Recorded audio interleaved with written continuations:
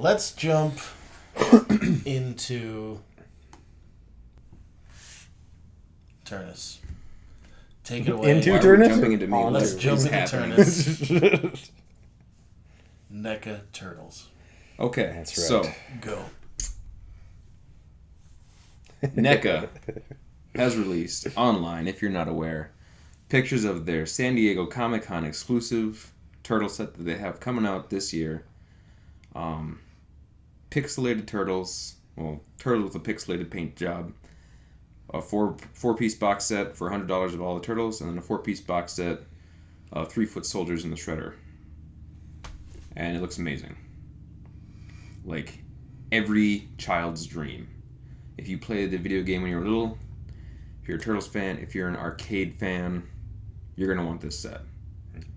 But that's the thing, is like I said, it's San Diego Comic-Con exclusive, which means it will be available for exactly 3 days at San Diego Comic-Con. And then on the reseller market, or some people might, some websites or whoever might get a couple copies that they'll sell out to you. But I'm a little bit upset that it's a con exclusive, because I want this set with all my heart. Mm-hmm. I as well. And I think all of us are in that boat. And I'm sorry, let me speak. Please. Now, these two are much bigger toy collectors than I am. I often look at what they purchase and say, it's cool, but it's a waste of money. This is not a waste of money. No. not at all. This is your childhood. These things are amazing. Turnus, if you could get one arcade machine, what would it be? Ninja Turtles, obviously. Ninja Turtles. Right. Obviously Ninja Turtles. You never... You see what I have here, NECA? You sons of bitches. That is how upset I am. This needs to be made available to everyone, not just these con goers. And if you have made it available, I apologize for the tone, let's but pull that back. is how upset I am. Let's pull back for a second here. Let's pull back for a It's second okay. here. I appreciate the passion, Kyle. I really do, because I feel the same way. But I believe we're shifting the blame in the wrong place. NECA is not responsible for the San Diego Comic-Con exclusives. Part of the sales agreement with Nickelodeon and Playmates was that they would sell them at Comic-Con only. So that's on Nickelodeon there, Right. is what I've read. However, we might be able to give Eastman some calls. Yeah. I happen to be friends with him on Facebook, so I bet you if I asked for him to sell They're tight. three sets to the C3 show for promo and I'm sure he's going to jump right on it. I don't see why not. So Kevin Eastman, I mean, I know we're fans. If you're watching. You're fans. And I know you are.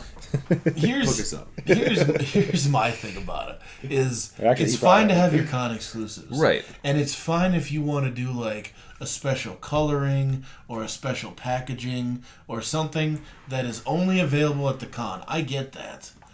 But how can you do this to me? How? Right. And especially with something like this where it's like, and a lot of people, I think we were discussing earlier, it's like the forms are there, the molds will be there, and I wouldn't be a bit surprised to see the 4-pack, the non-pixelated paint pack, would probably hit the shelves sometime later this year.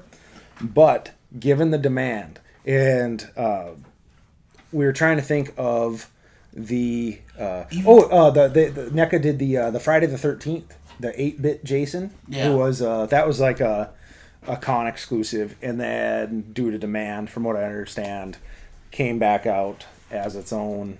They re-released it with the musical, the 8-bit musical box, and then I think the after version, actually more people, because the con version was a glow in the dark, and then I think the aftermarket version it came with Jason's mom's head, and then people went crazy for that one, and it's like, I could care less if he glows in the dark. I want mom's head. So here's a couple great examples of how to do con exclusives. I have right here the Ninja Turtles Funko Pops. All the regular versions. I got the Michelangelo with the piece of pizza and the party wagon over there. So Funko released these. They're awesome. Con exclusives, you got a shiny variant or a glow in the dark variant at different cons. The shiny versions are going for about $250. per pop online right now. Yeah. Every Turtles collector ever is going to be pretty much okay with having just these, because this is the Turtles. Right. This is what you want. The hardcore Turtles collectors are going to want the exclusives. They're going to find a way to get it. They'll pay the extra money. That's fine. But when you make it so the only version of what you're releasing is available at a con, that's just super duper upsetting. Mm-hmm. And then, like I was just telling you guys earlier, the other con exclusive, also, oddly enough, a Turtles item that NECA released back in 2008. The NECA Turtle action figures are super awesome. Like, up until the Mondo 1/6 scales were announced, they're pretty much considered the top of the line Turtles representation. And that's to be said too, because we have yet to, which we'll be doing our reviews on our Mondo. I know we're all biting our nails, but the NECA ones, I mean, for most collectors, and it's they're the most bootlegged. They're the most easily. But I mean, amongst collectors, that original NECA line, and they are the definitive Mirage Ninja Turtles. Yep, I bought 3 sets, 3 color sets. Gave one of them to a friend. So I have a set without the street pieces, and then a set with street pieces, and the street ones are open. So basically, when NECA announced these, they said we're releasing a colored set that has a street playset with it, a colored set that has no accessories with it, no street lamp or anything like that, and then a black and white set that has no accessories, and a black and white set that has accessories. And I had them all pre-ordered and ready to go, and I was super stoked. Got to Comic-Con, bought my April exclusive, my Mouser exclusives at Comic-Con, and then got this, and then they said, okay, yeah, we are releasing the black and white versions with a set, but they're only going to be in a box. We're only making 300, and you have to win them in a raffle. And if you win them in that raffle, Kevin Eastman and Peter Laird will sign the box, and that's what you get. It might have been more than 300, I don't know, but there's like something like that. Or 300 of them got signed, I think is what it was. Oh, okay. But essentially, yeah, so that's another great example, great way to do an exclusive, because I'm okay with having just these. Right. I bought the one box, I opened them up, I have the open figures over there, and I have this box. That's fine. I'm okay if I don't have the play set with it. I would love it, because then you get the autograph and all that, but I got what I wanted. I'm okay with that. So just, like, it's upsetting, because I'm not going to go to Comic-Con to get these Turtles, let alone you can't even get tickets to Comic-Con anymore. It's freaking impossible. No, and the site crashes like every 5 minutes. No, and it's been established too. Comic-Con right now, I mean, over these last few years, has become such a clusterfuck that it's turning away a lot of fans, and it's obviously a moneymaker for them. I mean, they wouldn't be doing what they're doing if it wasn't, but it is at this point where I was chuckling because, like, I got an email this year where, as a retailer, I get free admission. Nice. And it was like, ooh, that's which part of me is like, hey, that's awesome. And then the other part of me is going, okay, let's see. Outside of being able to walk in the door, I don't get to do anything. Yep. Because then it's like, unless I could make some calls, find out. I don't know if any of my buddies, my other retail buddies, I don't know if anybody's setting up there or anything where, I could work my way and be like, oh yeah, I'll go work for them for a day or whatever. Right. But it's like, no, from the way I understood it, it's like, hey, I can get a badge, I can get in, but then I can't get into any of the panels, and I can't do anything else. So it's like, and then with that too, it's like there was no no retailer incentive. And it's like, which, I mean, I don't expect that, and I never have. And it's like, I mean, as any business owner, you don't expect things to come your way because of your business. Mm-hmm. But when an event like this, where outside we have our Diamond Retailer Summits and things like that, but it's like Comic-Con, New York Comic-Con, San Diego Comic-Con, Denver, things like that, where it's like, those are events that personally, like retailers, I wish that was something we could be involved with in some shape or form. And I'm not saying, oh, you got to fly me down there and give me food and whatever, but it's like, as an apology for not selling me Ninja Turtles. Right. And even that's not okay. Right. You still need to sell me the Turtles, okay? Yes. 200, 300, what are we talking here, NECA?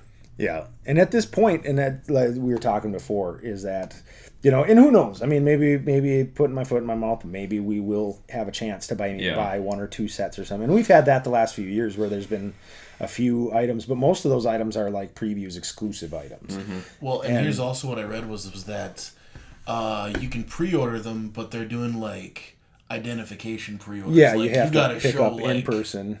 Like, yeah, you in person, you got to show ID. So that tells me they're going to be limited. Yep. Yeah. And I don't like this whole idea of... I'm all for con exclusives. Like I said, if you want... If it's just like the packaging is a con exclusive... To an extent. Like coloring stuff. Right. Well, you guys are freaks about it. Yeah, So. But I'm going to say... But I don't like the idea that these people... All right, so you've got... And... You can debate level of fandom or whatever you want, but you got people who literally just get a Comic-Con ticket to go buy exclusives to pay for their stuff. Right. They have it on eBay before they're even And back they out have it on car. eBay Like, before, and so you're telling me that you've got this ticket to Comic-Con, and what you do with it is you go stand in line all day so that you can turn a profit. You can turn, because how much is a ticket now to Comic-Con? A lot more than it was. Like, I got my 4-day pass, I think, for $75, and that was in 2008, but it has skyrocketed since then. So let's say it was $200-$300 maybe. Roughly, yeah. Let's say it's $300. But I mean, literally, if you just get 3 toys or something, you can pay for that ticket, and that's what these people do: is they get that, they sit on this stuff, and then they shark it off. Don't support scalpers. Right. Don't. No, and that's something. I mean, and I'm sorry once again, but you can't stop it either. Right. That's the thing is that, like, if you want, like, once again with these exclusives, you can't stop people from sharking, and you're gonna say, oh, well, just don't buy it. I wish we could live in that world, everybody. Yep. I wish I could live in a world where I wouldn't pay $300 for a freaking piece of plastic. That's stupid, and it doesn't mean anything, but it means something to me because that was my childhood. Right. There's nothing stupid about this, Kyle. And see, that's the thing with that. Like, that gets me is like I am all for con exclusives, but what I hate is when they trap you in a corner with it. Man, and here, like, I hate that it's like, I understand their company, they're trying to make money. I understand they're using my fandom to their advantage, but don't take advantage of me. Right. And the thing with this stuff, especially over the last, I mean, the last 3-4 years, I think has become the freaking eBay sharks. It's become their kingdom, and this is something that, like you said, it's like, I wish there was a way to curb it, but then with that, and then it's like, so what do? You barcode them, and you say, if there's certain, well, for instance, Sideshow with those guys, and hopefully I'm totally not giving away their stuff or whatever, but so their company, like, because we don't qualify, our store, we're not big enough, like, we won't have the pass-through volume for them, but those guys, because their stuff, when you get it into your store, it has to be recorded when it's sold. Really? And that's preventing guys from, I can't set up a Sideshow account and be like, yeah, I'm going to buy one of every Batman and one of every Star Wars. And then it's like, oh, okay, whose shelf is this going on? Right. This is their way of making sure, that these items are selling, that they are going, to a store, they're being displayed in a store, and they're being sold to a customer. Or even if it's the shop owner is the one to buy them, so be it. That sale is recorded with those guys. Sideshow knows, like, oh, we sent them 2 premium format statues, and they both sold. Cool. We know that retailer made some money, right? And we know that our product is now in the wild, which is awesome. But going back, so our prime example. This thing.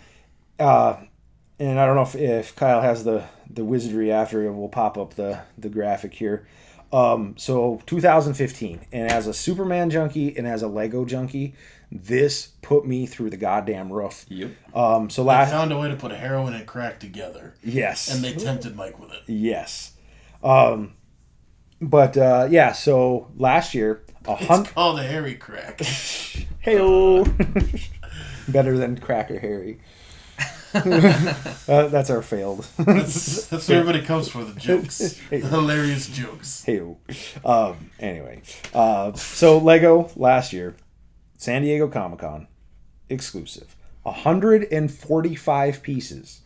So that 145 piece Lego set, by their own math, Lego on average, if I can get Lego for, 10 cents a piece, that's fine by me. Yep. So by Lego math, 145 set would generally carry a $14.99 or a $15.99 retail. That's just basic Legonomics. Legonomics. Roughly, Sure. yeah. Anyways, yeah. So 145 piece set, and it is an Action Comics #1 Superman, and it's him. Like you'll see in the graphic here. It's him holding up a card. You make this cool little diorama, and the thing is, there's nothing outside of that package that is exclusive. They didn't create a unique Superman for it. There are no unique pieces like that you will only find in this set, right? So on average, so here we are 1 year later, and if we take a look at what these have sold for, and I believe they were $24.99. I did have some buddies there that were able to get some. $24.99, they're in line, but Lego at Comic-Con, you have to get a ticket, I believe. Yep. And it's a random lottery system. So you get a ticket, they call the number, you get in line. Yep. And then you get to pick up your product. So anyways, yeah, 1 year later, that 145 piece set from Comic-Con last year, $260, $260, $200, $230, $260, $295, $45 replica. Somebody got away with selling a replica of it, i.e. they looked at the box like I did and just built it themselves. And then it was like, and then you're going to pawn that off, and somebody still paid $45 for it. So this was for the Superman comics or Action Comics #1 replica, 145 pieces. Yeah. Comes with the car, Superman, the whole thing. To put that kind of also in perspective, I just recently purchased the 66 Batcave Lego set. Yeah. Which is amazing. 2,600 pieces, I believe. 9 minifigures, like 3 vehicles, the whole Batcave, part of Wayne Manor. It was $270 for that. Yeah. For that. For a and that would fill. You put that sucker together. Yes. That fills this table. Correct. And that's selling for just as much because it has a label on it that says Comic-Con exclusive. Yep, and that's all. And it's like unless somebody from Lego is watching and wants to show me something that I didn't see in this set. And what is the point of this? Like, what I understand, con exclusives to entice people to show up to the show or to check out your booth or things like that. But what does this do for Lego besides create this third-party market where other people besides Lego are profiting? It creates a third-party market where Lego's not profiting from, and it also creates animosity towards Lego for doing it in the first place. Yep. Right. Because they had the year before they had a Batman 66 miniature set that I was pissed off that I couldn't buy. But now that I've got the real set, like I'm cool with it. But it's just like, don't like if you're gonna do an exclusive, I know it almost eliminates the point, but you might as well almost just flood the market with them. So that they're a little more easily obtainable, like. There's Terrence wants you to know, let him have the option to purchase it, then have free do what you want. I mean, that being said, essentially, absolutely. That being said, just because I have this in front of me, all that ranting about the 145 piece set going for $300, the 2014 Lego Batman, the Zur-En-Arr, I want that. The multicolor dude. $250, $460 for the Batmobile, $500. Some fool out there paid for that. And keep in mind, so this one, the Batman one that Turnus was talking about, same thing, 152 pieces. Yep. And again, you can look at the box, you can build it yourself if you want to. And then the other thing is that there's tons and tons. I mean, Lego instructions are not tough to come along if you need the instructions. And the thing is with it is that outside, the Batman ones were numbered, which I know makes a big deal. Yeah. And that gave you a Batman and Robin. Again, though, they were nothing they weren't exclusive figures. They didn't have a special paint job or anything like that. This is just straight up. The only thing you are paying for in this case is the cardboard box. Mm-hmm. And at this point, every company now, I mean, Funko, every company now, every toy company that I'm aware of has some sort of Comic-Con exclusive now. Yep. Which, like you were saying before, awesome. Give people that incentive. But to what cost? At what point, how many people do you piss off? And then, the other thing is how many Teenage Mutant Ninja Turtle Michael Bay figures must I destroy before I'm given the turtle figures I want? That's right. But yeah, where it's like it is creating this shark market that just or shark it as we're called, trademark. You're proud of that one falling asleep tonight. But in this market, because and like I said, it's like at this point, who does it benefit though? Who does it benefit? And it's like these guys where it's like, does somebody from NECA, let's say, or somebody from Lego make it their job, if you have the manpower, and be like, hey, you know what, you can buy this product today, but it's coded, and if it shows up on eBay, like. And this is me as a retailer saying it, and I've bitched about sharking several times, but in this case where it's like, okay, this is barcoded, I'm gonna buy it, I need to show my ID to pick it up, and then they scan it, cool, I'm now in their database, and let's say if it's limited to 300 or whatever, and then all of a sudden, hey, a week later, I put it on eBay for 30 times what I paid for it. Mm-hmm. If there was a way to, to monitor that, but then at the same time you can't do that. You cannot. Yeah. That goes against free market. At the same time, kind of like once you bought it, it's yours. It's yours. You can do what you want. If you want to turn around and sell it, I think that's kind of your prerogative. Yep. But as a company, you should be wanting to.